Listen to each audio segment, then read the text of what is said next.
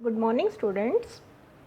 In my last video lecture I have discussed about the inductive effect. Today I will discuss about the electromeric effect. Unlike inductive effect, electromeric effect is a temporary effect. Electromeric effect के बारे में आपको कुछ points पता होने चाहिए. First, it is a temporary effect, while inductive effect जो हमने पढ़ा था that was a permanent effect. जो इलेक्ट्रोमेरिक इफेक्ट होता है it takes place in presence of attacking reagent. कोई ना कोई अटैकिंग रिएजेंट अगर आप डालोगे तो मॉलिक्यूल के अंदर ये इफेक्ट होगा, अदरवाइज नहीं होगा. तो इसीलिए ये टेम्पररी इफेक्ट है. अब इंडक्टिव इफेक्ट क्या था, मॉलिक्यूल में अगर जैसे इलेक्ट्रोनेगेटिव या इलेक्ट्रोपॉजिटिव एलिमेंट प्रेजेंट है कार्बन से तो वो इफेक्ट उस मॉलिक्यूल में होगा ही होगा. तो वो एक परमानेंट इफेक्ट था. ये एक टेम्पररी इफेक्ट है जो कि सिर्फ अटैकिंग रिएजेंट की प्रेजेंस में होगा. ठीक है. थर्ड, इट जो इंडक्टिव इफेक्ट है वो आपका सैचुरेटेड सिस्टम्स में था. इसके लिए आपका अनसैचुरेशन होना बहुत ज़रूरी है, यानी कंपाउंड में डबल या ट्रिपल बॉन्ड प्रेजेंट होना चाहिए तो आपका इलेक्ट्रोमेरिक इफेक्ट होगा. तो इलेक्ट्रोमेरिक इफेक्ट में वहाँ पर आपका क्या हो रहा था, डिस्प्लेसमेंट सिग्मा इलेक्ट्रॉन्स की थी. यहाँ पर आपकी जो डिस्प्लेसमेंट, यहाँ डिस्प्लेसमेंट वर्ड नहीं यूज़ करेंगे, वहाँ डिस्प्लेसमेंट हुई थी. यहाँ पर आपके कंप्लीट ट्रांसफ़र होगा पाई इलेक्ट्रॉन्स का. वहाँ थी डिस्प्लेसमेंट ऑफ सिग्मा इलेक्ट्रॉन, यहाँ है complete transfer of pi electrons of the bond, चाहे वो डबल बॉन्ड हो और चाहे आपका ट्रिपल बॉन्ड हो. यहाँ पर आपके कंप्लीट ट्रांसफ़र होनी है और कंप्लीट ट्रांसफ़र होगी तो आप ये भी कह सकते हैं there is complete separation of charge. Complete separation होगी चार्ज की. जैसे कि ये है आपका, तो कंप्लीट सेपरेशन, इसके ऊपर कंप्लीट प्लस चार्ज, इसके ऊपर कंप्लीट नेगेटिव चार्ज. वहाँ जबकि हमने देखा था वहाँ आपके पार्शियल इंडक्टिव इफेक्ट में पार्शियल सेपरेशन ऑफ चार्ज हुई थी. वहाँ पर आपके स्मॉल पॉजिटिव या स्मॉल नेगेटिव चार्ज आपके डेवलप हुए थे. तो ये सारे मैंने आपको पॉइंट्स बता दिए जिससे आपको इलेक्ट्रोमेरिक और इंडक्टिव इफेक्ट के बीच में जो है पॉइंट्स भी पता चल गए. देन एक और पॉइंट वहाँ मैंने आपको बताया था कि जो इलेक्ट्रॉन पेयर है that doesn't leave the molecular orbital. ठीक है. यहाँ पर आपका जो इलेक्ट्रॉन पेयर है that leave the molecular orbital completely. वहाँ पर सिर्फ डिस्टोर्शन हुई थी. डिस्प्लेस्ड इलेक्ट्रॉन जो है they do not leave the orbital. वहाँ पे सिर्फ डिस्प्लेसमेंट हुई थी, सिर्फ डिस्टोर्शन हुई थी डिस्प्लेस्ड इलेक्ट्रॉन की. जबकि इलेक्ट्रोमेरिक इफेक्ट में जो आपका इलेक्ट्रॉन पेयर है मल्टीपल बॉन्ड का that will leave the molecular orbital completely. ठीक है. And it is transfer to one of the atom. जैसे यहाँ से ये कंप्लीट ट्रांसफ़र होगा अटैकिंग रिएजेंट की प्रेजेंस में और यहाँ पर ये कंप्लीट आपका ट्रांसफ़र हो जाएगा. ठीक है. तो ये होता है आपका इलेक्ट्रोमेरिक इफेक्ट. तो डिफरेंट एग्जांपल्स से जैसे हम एक्सप्लेन करते हैं, जैसे यही आप कार्बोनिल ग्रुप लें. इस कार्बोनिल ग्रुप में अगर आप अटैकिंग रिएजेंट डाल रहे हैं, सपोज करो अटैकिंग रिएजेंट आप ले रहे हैं, न्यूक्लियोफाइल ऐड कर रहे हैं. तो न्यूक्लियोफाइल क्या होता है, न्यूक्लियस लविंग स्पीशीज होता है ना. तो न्यूक्लियोफाइल की प्रेजेंस में ये आपके यहाँ शिफ्ट हो जाएगा. ठीक है. ये यहाँ शिफ्ट हो गया तो आपका क्या आ गया, कार्बन के ऊपर प्लस चार्ज और नेगेटिव चार्ज. और इस स्पीशीज से अगर आप न्यूक्लियोफाइल को रिमूव कर दें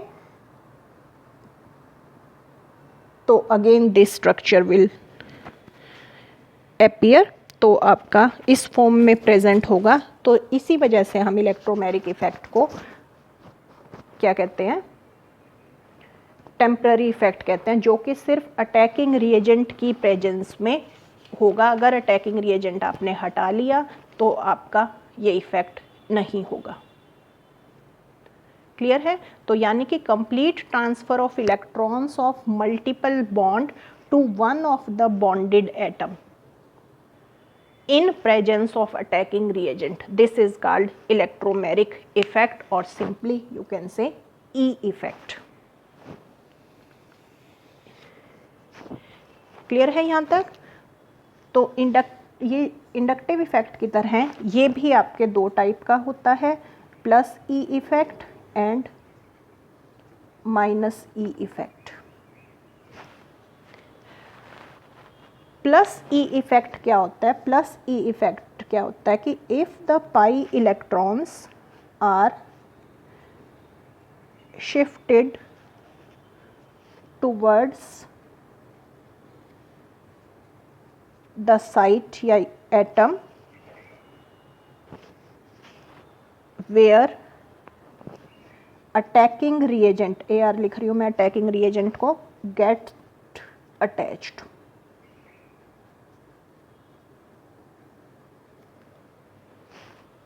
सिंपलेस्ट केस जैसे मैं अगर आपका लूँ कि ये आपका है सिंपल अनसैचुरेटेड सिस्टम, इसमें आपने H प्लस डाला तो आपका क्या हुआ, ये यहाँ शिफ्ट हुआ और इसी पोजीशन पर ही, इसी कार्बन पर ही आपका अटैकिंग रिएजेंट अटैक हो। ये यहाँ से यहाँ एरो नहीं दिखा सकती मैं क्योंकि नेगेटिव चार्ज से आपका बॉन्ड बनेगा। तो C इसी पर आपके जब ये यहाँ शिफ्ट होगा, इस पे प्लस चार्ज, इस पे माइनस, तो इस पे प्लस रह गया, उस माइनस ने इस हाइड्रोजन के साथ बॉन्ड बना लिया, तो आपकी ये स्पीशीज़ बन गई। तो यानी कि पाई इलेक्ट्रॉन आपके कहाँ शिफ्ट हुए हैं? उसी कार्बन पे शिफ्ट हुए हैं जहाँ पर कि आपके अटैकिंग रिएजेंट ने अटैक किया है, जहाँ पर वो अटैच हुआ है। और नेगेटिव आई इफेक्ट में इसका उल्टा कि if pi electrons are shifted away from the site where attacking reagent get attached। ठीक है, जैसे कार्बोनिल ग्रुप है, आप साइनो ग्रुप आप लगा रहे हैं, ये यहाँ शिफ्ट होगा, ये यहाँ शिफ्ट होगा, तो यहाँ पर प्लस आ गया, यहाँ माइनस आ गया, तो नेगेटिव स्पीशीज यहाँ प्लस सेंटर पे अटैक करेगी। तो जहाँ शिफ्टिंग हो रही है पाई इलेक्ट्रॉन की, उससे ऑपोजिट साइड पर आपके अगर अटैकिंग रिएजेंट लगता है तो this is negative E effect. समझ आ गया? प्लस ई में उसी कार्बन पर इलेक्ट्रॉन शिफ्ट होंगे जहाँ पर अटैकिंग रिएजेंट लगेगा, और यहाँ पर उल्टा होता है, जिस पर आपके इलेक्ट्रॉन शिफ्ट होंगे उससे ऑपोजिट कार्बन पर आपके अटैकिंग रिएजेंट का अटैक होगा। ठीक है, तो इसके भी बहुत सारी एप्लीकेशंस हैं इलेक्ट्रोमेरिक इफेक्ट की।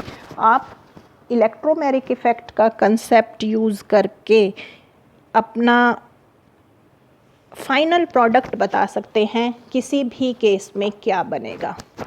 अब कोई भी आपका अटैकिंग रिएजेंट होता है, उस अटैकिंग रिएजेंट में हमेशा एक पॉजिटिव आयन प्रेजेंट होगा और एक नेगेटिव आयन प्रेजेंट होगा। जैसे अगर मैं HCN की बात करूं तो एक H प्लस आयन है, एक Cn नेगेटिव आयन है। वाटर की बात करूं तो एक H प्लस है, एक OH नेगेटिव है। अगर HCl ऐड कर रही हूँ तो एक H प्लस है और एक Cl नेगेटिव है। तो हर अटैकिंग स्पीशीज़ में आपके एक पॉजिटिव आयन होगा और एक नेगेटिव आयन होगा। तो आप ये बता सकते हैं फाइनल प्रोडक्ट प्रेडिक्ट करने में आपके ये बहुत ज़्यादा यूज़फुल है आपके ये। जैसे सपोज़ करो, अब आपका पहले मैं आपको एक केस लेती हूँ, पहले सिंपल केस लेते हैं। साइनो है ये आपका और आपने वाटर ऐड करना है इसके ऊपर। अब नाइट्रोजन ज़्यादा इलेक्ट्रोनेगेटिव है तो नेचुरली ये अपनी तरफ खींचेगा, तो कार्बन पे प्लस और नाइट्रोजन पे नेगेटिव। तो प्लस पर क्या चीज़ अटैक करेगी? नेगेटिव, और नेगेटिव पर प्लस, तो आपके क्या बन जाएगा CH3COH और ये सिंगल डबल बॉन्ड रह जाएगा अब CN। ठीक है, इसी तरह सपोज करो ये था, आपने HCN ऐड करना है, क्या होगा, ऑक्सीजन इज मोर इलेक्ट्रोनेगेटिव, तो ऑक्सीजन पे नेगेटिव चार्ज आ जाएगा कंप्लीट, और यहाँ प्लस, तो प्लस पर नेगेटिव स्पीशीज और इस पर ये। तो आप प्रोडक्ट्स बता सकते हैं किसी भी रिएक्शन के, यहाँ लग गया आपका CN और ये हो गया OH by using this electromeric effect. अब थोड़ा सा कंसेप्चुअल केस पे आइए। अब इथीन की अगर हम बात करें, इथीन में आप चाहे ये ट्रांसफ़र कर दें, इसको ऐसे शो करें, ठीक है, या आप इथीन में ये ट्रांसफ़र कर दें, चाहे आप ऐसे शो करें, सिमेट्रिकल आपका है और आपका एक ही आपका प्रोडक्ट बनेगा।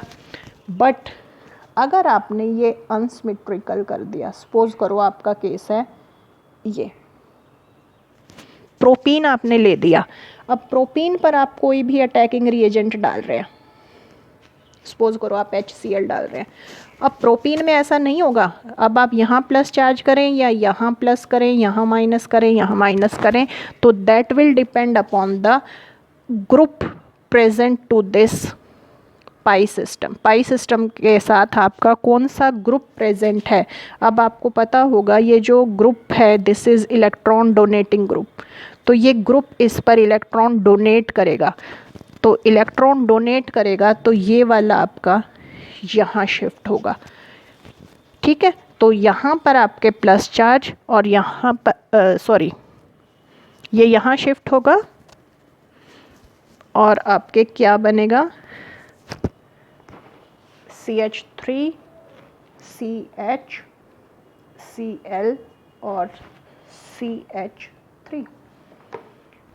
ठीक है, क्योंकि यहाँ पर आपके ये यहाँ शिफ्टिंग होने से यहाँ पर नेगेटिव चार्ज आ गया, तो उस नेगेटिव पे आपके प्लस जाएगा और यहाँ प्लस चार्ज डेवलप होगा, तो यहाँ आपके क्या आएगा, तो this will be your major product. हालांकि थोड़ा बहुत आपके यहाँ क्लोरीन और बिल्कुल माइनर उसमें, बट 98-9% आपके यही प्रोडक्ट बनता है। ये आपके प्रेजेंट था electron donating group. Next example लेती हूँ मैं, सपोज करो आपके यहाँ प्रेजेंट है ये ग्रुप CCl3। अब CCl3 आपको पता है बहुत ही स्ट्रॉन्ग इलेक्ट्रॉन विड्रॉइंग ग्रुप है। अब ये इलेक्ट्रॉन विड्रॉ करेगा, जब ये इलेक्ट्रॉन विड्रॉ करेगा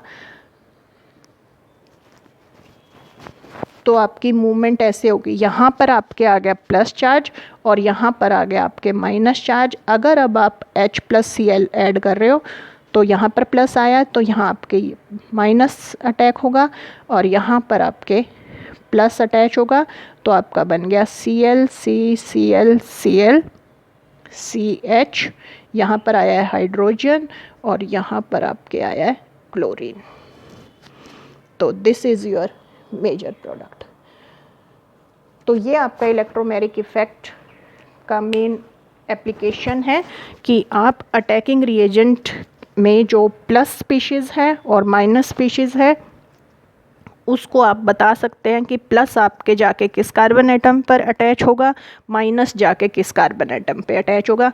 तो ये केसेस आपके मेन हैं जहाँ पर आपका अनसैचुरेशन के साथ आपके नेक्स्ट उस पर इलेक्ट्रॉन विड्रॉइंग ग्रुप प्रेजेंट है या इलेक्ट्रॉन डोनेटिंग ग्रुप प्रेजेंट है, तो वहाँ आपको पता होना चाहिए कि इलेक्ट्रॉन डिस्प्लेसमेंट जो है पाई इलेक्ट्रॉन की किस तरह से हो गई, किस कार्बन पर आपके पॉजिटिव चार्ज आएगा, किस कार्बन पर आपके नेगेटिव चार्ज आएगा। जिस पर नेगेटिव चार्ज आएगा उसके साथ आपने पॉजिटिव पार्ट अटैकिंग रिएजेंट का लगाना है और जिस पर आपके नेगेटिव चार्ज आएगा वहाँ पर आपने उसके पॉजिटिव पार्ट लगाना है अटैकिंग रिएजेंट का।